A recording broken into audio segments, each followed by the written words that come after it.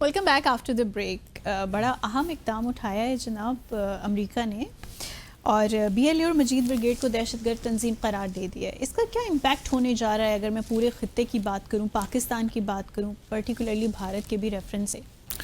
دیکھیے, جہاں تک بلوچ لبریشن آرمی ہے یا اس کا جو پھر بعد میں اس کو مجید بریگیڈ بھی کہہ دیا, تو اس سے پہلے بھی بلوچستان لبریشن آرمی کو تو امریکہ نے اسپیشلی ڈیزگنیٹڈ ٹیررسٹ آرگنائزیشن قرار دیا ہوا تھا, لیکن اب فورن ٹیررسٹ آرگنائزیشن قرار دے دیا اس کو, اور وہ مجید بریگیڈ کو بھی شامل کر دیا ہے.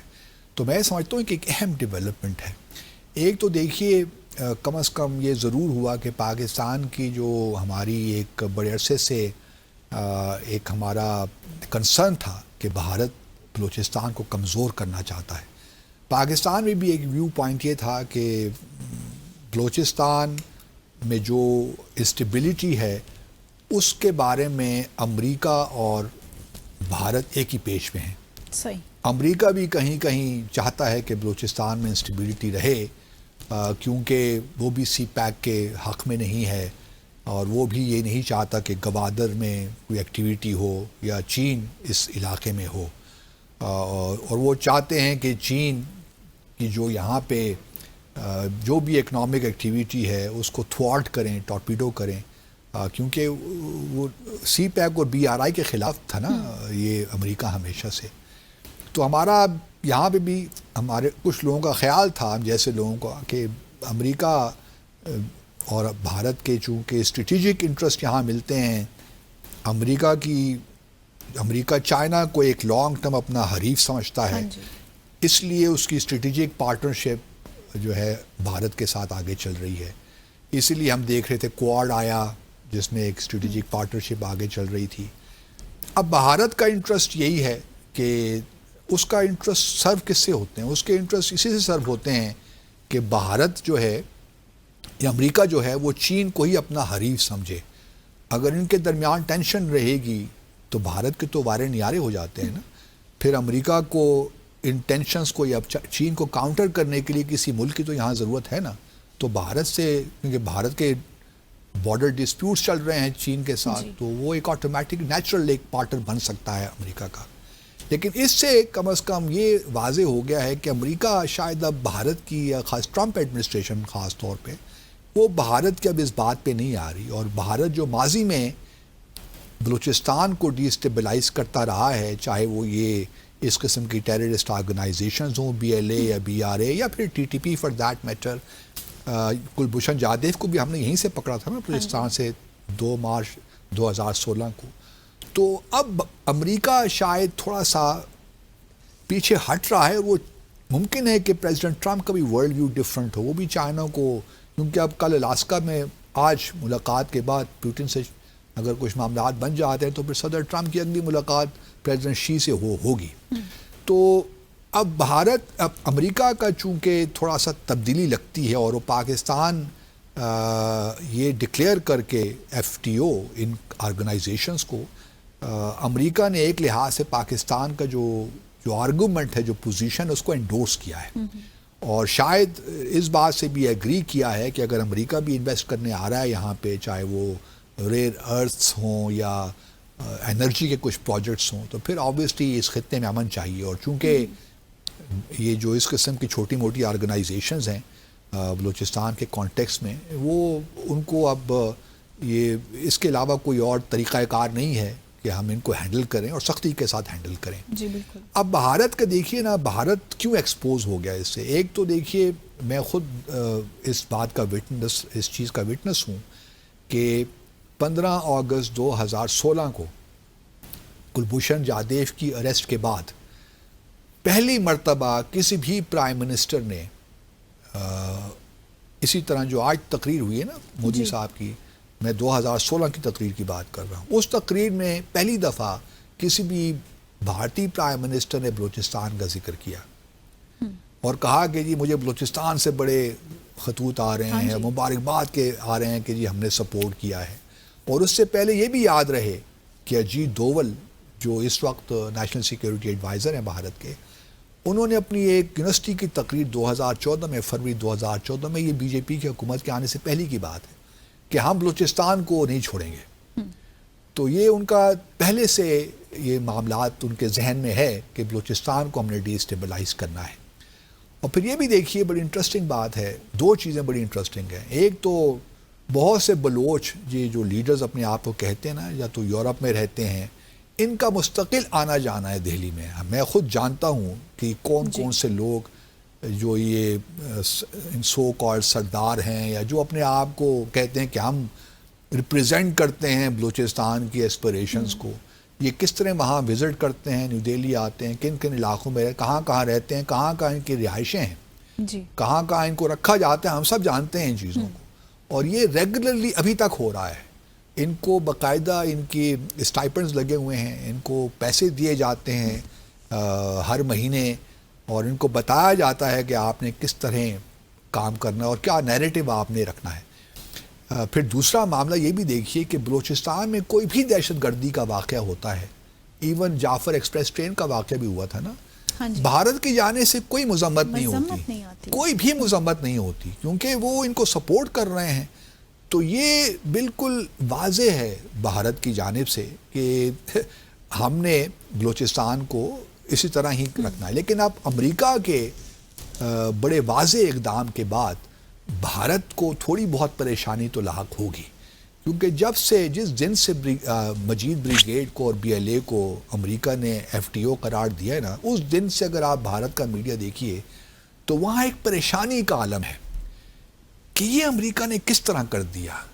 اور بار بار وہ بلوچستان کے اور جو چھوٹے موٹے کردار ہیں ان کو لا کر اپنی ٹیلی ویژن اسکرین میں ان سے بحث و مباحثہ کروا رہے ہیں، پاکستان کے خلاف دشنام درازی کروا رہے ہیں، اور یہ بتانے کی کوشش کر رہے ہیں کہ جی بلوچستان میں تو حالات بہت ہی خراب ہیں، اور آج نہیں تو کل خاکم بدہن بلوچستان الگ ہونے والا ہے پاکستان. کتنے سالوں سے یہ ہم مطلب، اور ہم یہ بھی نہیں کہہ رہے منتہا کہ صورتحال بڑی اچھی ہے، سب کچھ اچھا ہے. یقیناً پرابلمز ہیں، اور ان پرابلمز کو ہم اپنے طور پہ حل بھی کر رہے ہیں. سوشیو اکنامک ڈیولپمنٹ کے ایشوز ہیں جو کہ صرف بلوچستان تک محدود نہیں ہیں، بلکہ آپ اندرون سندھ چلی جائیں، ساؤتھ پنجاب چلی جائیں، وہ پرابلمز آپ کو وہاں بھی نظر آئیں گے، ایون کے پی کے بھی علاقوں میں آپ کو نظر آئیں گے. تو یہ بات نہیں ہے. اور پھر ایون بھارت میں بھی دیکھیے نا، ہر شہر تو ممبئی نہیں ہے نا، یہ ہر شہر احمد آباد بھی نہیں ہے، یا نیو دہلی بھی نہیں ہے. وہاں اگر آپ نارتھ ایسٹرن میں چلے جائیں، گوہاٹی جانے کا مجھے اتفاق ہوا، حالات اس قدر برے ہیں اس شہر کے. اس طرح منی پور آپ چلے جاؤ، امفال وغیرہ کے علاقوں میں، تو وہاں اتنی غربت، اتنی انڈر ڈیولپمنٹ کوئی حد نہیں. اس لیے وہاں پہ ایک انریسٹ سی ہے نا. نارتھ ایسٹرن اسٹیٹس میں کیوں انسرجنسیز ہیں؟ اسی وجہ سے ہیں کہ وہاں پہ ہیں. اگر ہمارے یہاں بھی تھوڑی بہت ہے تو اس کا میں سمجھتا ہوں کہ ایک تو ایریا بہت بڑا ہے بلوچستان کا، 44% آف پاکستان، اور پاپولیشن بہت چھوٹی ہے، اب وہ فریگمنٹڈ ہے، ڈسپرسڈ ہے، تو وہاں پہ ڈیولپمنٹ کا کام ان اینی کیس مشکل ہو جاتا ہے. لیکن یہ بھارت ابھی بھی میں سمجھتا ہوں کوئی پریٹیکسٹ نہیں ہے کہ ان کو جو ان کی اکنامک ڈیولپمنٹ ہے اس سے ان کو وہ ڈینائی کیا جائے. لیکن جو بھی ہمارے پاس ریسورسز ہیں، پھر ایک سرداروں نے بہت تباہی مچائی ہے نا یہاں پہ. انہوں نے اپنی سرداری کو، اسٹیٹس کو برقرار رکھنے کے لیے ڈینائی کیا ہے. جو اکنامک ڈیولپمنٹ ٹرکل ڈاؤن ہونی چاہیے تھی وہ نہیں ہوئی. جو بھی آپ پیسے ڈیولپمنٹ کے دیتے تھے وہ لوگوں پہ خرچ نہیں ہوتے تھے، بلکہ سرداروں کی اپنی عیاشیوں پہ خرچ ہوتے تھے. تو یہ بھی ایک ایبریشن سسٹم کے اندر ہے، کیونکہ چاہتے ہی نہیں ہے نا کہ لوگوں میں ڈیولپمنٹ آئے، شعور آئے، پڑھائی آئے، کوئی یہی بات، شعور نہیں آنے دیتے. کیونکہ جب شعور آئے، دکانیں بند ہو جائیں گی. تو یہ دکانیں بند ہونے والا سلسلہ جو ہے نا، یہ اپنی جگہ ایک بہت بڑا مسئلہ ہے. لیکن پاکستان کو بہرحال یہ ایک بہت بڑی کامیابی تو ہمیں ملی ہے کہ مجید بریگیڈ کو. اب دیکھنا یہ ہے کہ بھارت آفیشلی تو چلیے وہ کچھ ایسی پوزیشن لے لیں گے، لیکن میں دیکھ رہا ہوں کہ بھارت کا میڈیا، اور بھارت کا میڈیا کو فیڈ کون کرتا ہے؟ حکومت ہی کرتی ہے نا، کیونکہ گودی میڈیا اسے کہتے ہیں. تو یہ جو ہے وہی دن رات وہی راگ الاپتے ہیں جو ان کو انسٹرکشن ملتی ہیں اپنی سرکار سے. تو ایک تو یہ بڑا ایک، اب ہمیں تھوڑا سا دیکھنا یہ بھی چاہیے یہ پہلے بھی ہم ڈسکس کر چکے ہیں کہ کمانڈر کلبھوشن جادیو کے مسئلے کو ہم نے کس طرح ختم کرنا ہے.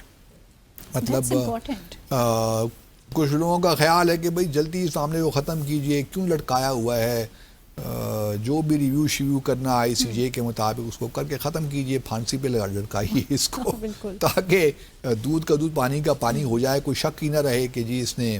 لیکن کچھ لوگوں کا خیال ہے نہیں, اس کو استعمال کریں, رکھیں, جب تک رکھا ہوا ہے تھوڑا سا بھارت پریشر ہی بلڈ ہوتا رہے گا. تو مختلف آراء ہیں اس معاملے میں, لیکن یہ ایک سیریس ایشو ہے جس کو ہم نے ہینڈل کرنا ہے. باقی دیکھیے اب آگے جو ہے اگلے یہ مہینہ کافی امپورٹنٹ ہے. بھارت ایک تو یہ بتاتے چلیں کہ پاکستان کے جو وزیر خارجہ ہیں وہ بنگلہ دیش کا دورہ کریں گے 23 اگست کو. تو آپ کی اور میری جو دلی خواہش تھی وہ پوری ہونے والی ہے.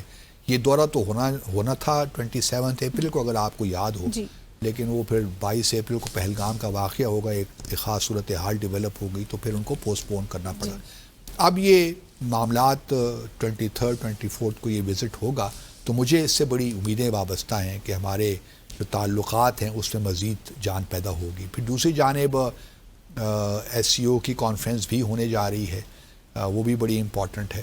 اور پھر ایک اور بڑی امپورٹنٹ ڈیولپمنٹ ہوئی ہے 2 دن پہلے, پاکستان اور امریکہ کے درمیان جو کانٹر ٹیررزم ڈائلاگ ہے نا, وہ بھی ہوا, اس کا ایک نیکسٹ راؤنڈ ہوا. وہ بھی ایک بڑی ہمت افزا بات ہے ان دا سینس کہ پاکستان اور امریکہ اب جہاں کوشش کر رہے ہیں, جہاں مجید بریگیڈ کو انہوں نے ایف ٹی او قرار دیا, وہاں ایک کوآپریشن بھی ہے. کس طرح, کیونکہ ٹیررزم کو کاؤنٹر کرنے کی مختلف ڈائمینشنز ہیں نا, اس میں بہت سی چیزیں درکار ہوتی ہیں, کیپیسٹی بلڈنگ پاکستان کی, انٹیلیجنس شیئرنگ, اور بہت سی چیزیں ہیں. اور بھارت جو امریکہ جو ہمارا اعتراف کرتا ہے کہ Pakistan is phenomenal partner in countering terrorism, تو اس کی وجہ یہی ہے کہ ہم نے جو بھی انٹیلیجنس ہمیں باہر امریکہ سے ملی, ہم نے اس پہ عمل کرتے ہوئے بہت سے لوگوں کو یہاں پہ حراست میں لیا, اور پھر کچھ کو تو ہم نے امریکہ کے حوالے بھی کر دیا, جو وہاں پہ جن کے وارنٹس وغیرہ نکلے ہوئے تھے, اور کچھ ہم نے یہاں پہ ان پہ مقدمہ وغیرہ چلایا. تو ایک میں سمجھتا ہوں کہ پاکستان اور امریکہ کے درمیان, جس طرح میں نے پہلے کہا, بھارت کی تو یہ خواہش ہے کہ کسی طور امریکہ اور پاکستان کے درمیان پرابلمس کریٹ ہوں, لیکن یہ بات ہمارے ذہنوں میں رہے کہ ایونچولی پریزیڈنٹ ٹرمپ کا تو دور ختم ہو جائے گا نا, ساری عمر تو انہوں نے پریزیڈنٹ نہیں رہنا. تو بھارت کا ابھی تک یہی خیال ہے کہ وہ پریزیڈنٹ ٹرمپ کے دور میں اتنی زیادہ توقعات ان کو نہیں ہیں. لیکن یہ بتاتا چلوں میں اپنے ناظرین کو کہ اس ماہ کے آخر میں کچھ ملٹری ایکسرسائزز ہو رہی ہیں بھارت اور امریکہ کے درمیان. تو اس کا مطلب یہ ہے کہ کچھ ابھی چیزیں ابھی تھوڑی سی ابہام کا شکار ہیں, اس طرح کلیئرٹی نہیں آئی جس طرح آنی چاہیے, لیکن اگلے 2-3 مہینوں میں چیزیں واضح ہو جائیں گی, کلیئرٹی بھی آ جائے گی, دیکھ لیں گے کہ سچویشن کس طرف جاتی ہے. سو بہت دلچسپ جو بحث تھی باسط صاحب سے جاری تھا اس کا سلسلہ, لیکن ہمارے پروگرام کا آج کا وقت یہاں پہ اب ختم ہو گیا ہے. اپنے ناظرین سے لیں گے اجازت, اللہ حافظ.